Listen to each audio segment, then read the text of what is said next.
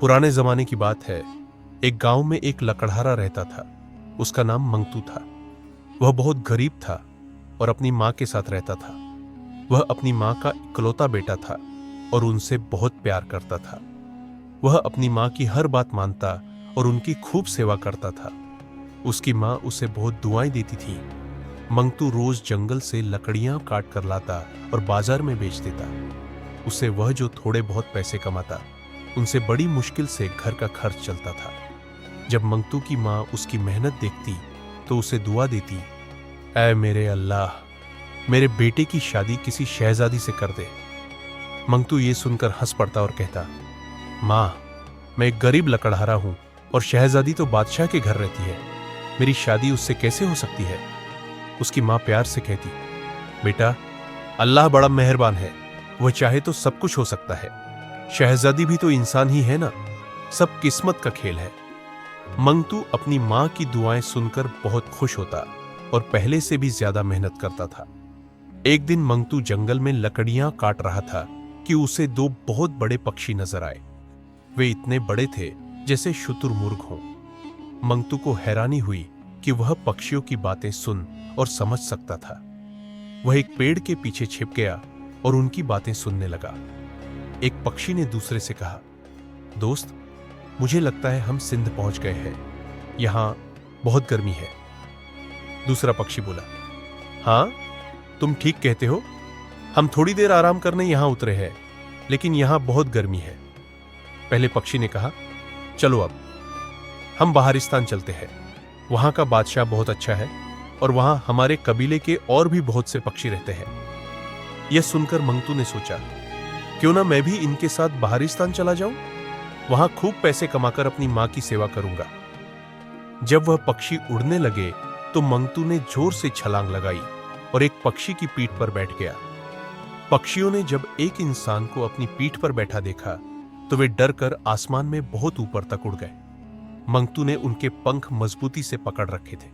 वे उड़ते रहे और एक घने जंगल में उतरे। मंगतू फौरन नीचे उतरा और भागने लगा। वह सर्दी से कांप रहा था। भागते भागते वह एक शहर में पहुंचा। उसने एक आदमी से पूछा, यह कौन सा शहर है? आदमी ने उसे गौर से देखा और बोला, यह बाहरिस्तान है। मंगतू ने उसका शुक्रिया अदा किया। आज पूरा शहर सजा हुआ था। हर तरफ बहुत चहल पहल थी, रोशनियां थी और फूलों की खुशबू फैली हुई थी। लोग टोली बनाकर खाना खा रहे थे। मंगतू भी थकान और भूख की वजह से एक टोली में बैठ गया। उसने एक आदमी से पूछा, भाई, यहां किस चीज का जश्न हो रहा है? आदमी ने बताया, आज हमारे बादशाह की बेटी की शादी है, इसलिए पूरे शहर में जश्न हो रहा है। मंगतू ने पेट भरकर खाना खाया और आग के पास बैठकर खुद को गर्म करने लगा। उसने सोचा कि इस नए शहर में वह क्या काम करेगा। तभी एक आदमी उसके पास आया और बोला, तुम मजदूर लगते हो? मंगतू ने कहा, हां, मैं यहां मजदूरी करने आया हूं। वह आदमी मंगतू के करीब बैठ गया और चुपके से बोला, मैं बादशाह के होने वाले दामाद का वजीर हूं। मुझे एक काम के लिए एक आदमी की जरूरत है। मैं तुम्हें इस काम के 2000 दीनार दूंगा। मंगतू ये सुनकर हैरान रह गया। उसने पूछा, इतने सारे पैसे? वजीर ने कहा, हां, और भी ज्यादा मिल सकते हैं। वजीर मंगतू को एक तरफ ले गया और उसे पैसों की एक थैली दी। फिर उसने कहा, देखो, होने वाला शहजादा बहुत बदसूरत है। अगर शहजादी उसे देख लेगी तो वह उससे शादी नहीं करेगी। तुम्हें रात को कुछ घंटों के लिए शहजादा बनकर शहजादी के पास जाना है। बस एक बार रुखसती हो जाए, फिर सुबह होते ही तुम यहां से चले जाना। तुम्हें शहजादी से कोई बात नहीं करनी। मंगतू परेशान हो गया। ये तो धोखा है। वजीर ने हंसते हुए कहा, तुम बस पैसे लो और अपना काम करो। मंगतू ने सोचा, मैं गरीब हूं, अगर मुझे इतने पैसे मिल जाए तो मैं अपनी मां की सेवा कर सकूंगा। वजीर मंगतू को एक कमरे में ले गया और उसे शहजादे के खूबसूरत कपड़े पहना दिए। मंगतू ने वह कपड़े पहने और वजीर के कहने पर चलने लगा। शादी की सारी रस्में पूरी हो चुकी थी। मंगतू डरते डरते शहजादी के कमरे में गया। उसने घूंघट उठाया और देखा कि शहजादी बहुत खूबसूरत थी। शहजादी ने मंगतू को देखा तो वह भी खुश हो गई कि शहजादा कितना हसीन है। शहजादी ने पूछा, आप कुछ बोल क्यों नहीं रहे? मंगतू ने बहाना बनाया, मैंने मन्नत मानी है कि शादी के बाद 3 दिन तक मैं किसी से बात नहीं करूंगा। फिर उसने शहजादी से कहा कि वह सो जाए। मंगतू को अपनी मां की दुआ याद आई, खुदा करे तुम्हारी शादी किसी शहजादी से हो। वह दिल ही दिल में अपनी मां से कहने लगा, मां देखो, मेरी शादी एक शहजादी से हो गई है। वह बहुत खूबसूरत है, लेकिन वह एक बेगुनाह है। मैं उसके साथ धोखा नहीं कर सकता। उसने फैसला किया कि वह धोखा नहीं देगा और सच्चाई बताएगा। उसने सोचा, अगर मैंने सच बता दिया तो शहजादा मुझे मार डालेगा, लेकिन मैं यह गलत काम नहीं कर सकता। वह सुबह होने से पहले ही उठ गया और शहजादी के पास रखी हुई 2000 दीनार की थैली उसके सिरहाने रख दी। उसकी उंगली में एक शाही अंगूठी थी जो शहजादी ने उसे दी थी। उसने अंगूठी पर हाथ फेरा और रोते हुए दिल ही दिल में कहा, शहजादी, हो सके तो मुझे माफ कर देना। मंगतू खामोशी से महल से बाहर निकला और जंगल की तरफ भागा। वह थकान और भूख की वजह से बहुत कमजोर हो गया था। उसके पास सिर्फ शहजादी की दी हुई अंगूठी थी। वह वापस अपने घर जाने का सोच रहा था कि उसे वही 2 पक्षी नजर आए। वे आपस में बातें कर रहे थे कि उनका कबीला चीन चला गया है, लेकिन वापस आते हुए वे उसी जगह रुकेंगे जहां आम के पेड़ हैं। मंगतू यह सुनकर बहुत खुश हुआ।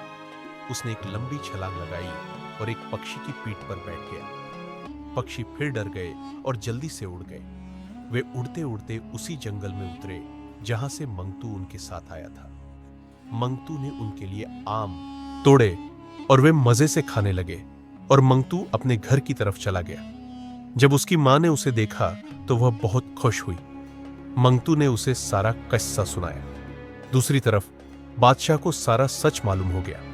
उसने शहजादे को और उसके साथ आए सभी लोगों को मुल्क से निकाल दिया। शहजादी को भी यह सुनकर दुख हुआ, लेकिन उसे सच का पता चल गया था। शहजादी ने ऐलान करवाया, जो भी मेरे पति को ढूंढ कर लाएगा उसे 1 लाख दीनार इनाम दिया जाएगा। वक्त गुजरता गया। मंगतू फिर से लकड़हारा बन गया और उसकी मां अब भी उसकी शादी एक शहजादी से होने की दुआ देती थी। एक दिन मंगतू लकड़ियां काट रहा था कि 2 अजनबी उसके पास आए।